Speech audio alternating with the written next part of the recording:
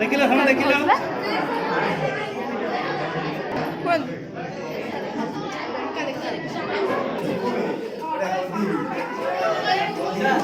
ସେ ପଇସା ଜଣା ପଡୁନି 10 ଟଙ୍କା ଜଣା ପଡୁନି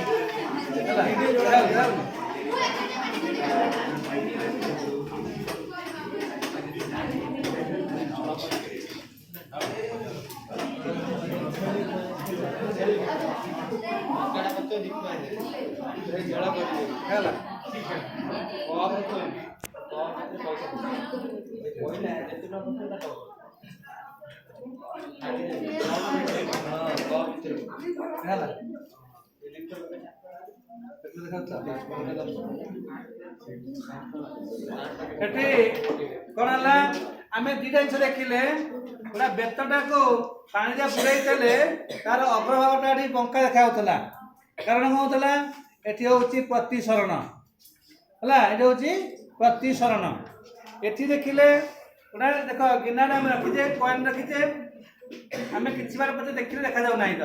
ପାଣି ପଇଲା ପରେ ଦେଖାଯାଉଛି ଏଠି ମଧ୍ୟ ହଉଛି ପ୍ରତିସରଣ କଣ ପ୍ରତିସରଣ ହଉଛି ନା ଏଠି ଯୋଉ ଆଲୋକ ରଶ୍ମିଟା ଗତି କରୁଛି ଜଳଟା ହେଲାଠି ଘନ ମାଧ୍ୟମ ବାୟୁଟା ହେଲାଠି ବାୟୁଟା ଲଘୁ ମାଧ୍ୟମ ଆମେ କହିଥିଲେ ଘନ ମାଧ୍ୟମରୁ ଲଘୁ ମାଧ୍ୟମକୁ ଆଲୋକ ଗତି କଲା ବେଳେ କଣ ଥାଏ ଅବିଳମ୍ବ ଠାରୁ ଦୂରେଇ ଯାଏ ଦୂରେଇ ଯାଉଛି ବୋଲି ତମକୁ ଦେଖା ଯାଉଛି ଯୋଉ ଜାଗା ଦେଖା ଯାଉଥିଲା ଏବେ ସେଇଠି ଦେଖା ଯାଉଛି